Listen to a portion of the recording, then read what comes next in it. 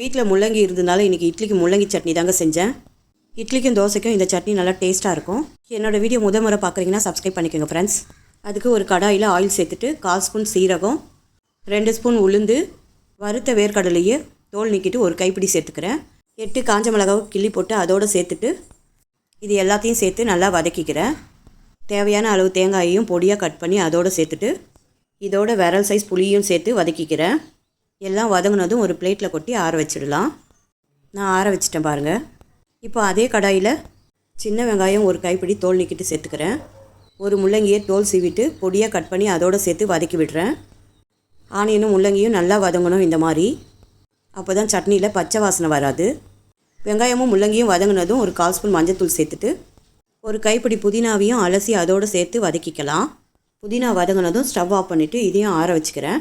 இப்போ ஏற்கனவே ஆற வச்ச தேங்காய் வேர்க்கடலையே மிக்ஸி ஜாரில் சேர்த்து கொரன்னு அரைச்சிக்கலாம். இதோடு ஆற வச்ச முள்ளங்கி ஆனியனையும் சேர்த்துட்டு தேவையான அளவு உப்பும் தண்ணியும் சேர்த்து நல்லா நைஸாக அரைச்சி எடுத்துக்கிறேன். முள்ளங்கி சட்னியை அரைச்சாச்சு. இப்போ இதுக்கு ஒரு தாளிப்பு கொடுக்க வேண்டியது தான். தாளிப்பு கரண்டியில் ஆயில் சேர்த்துட்டு கடுகு, உளுந்து, சீரகம், கருவேப்பிலை எல்லாம் சேர்த்து பொரிஞ்சதும் சட்னியில் ஊற்றி மிக்ஸ் பண்ணிட வேண்டியது தான்.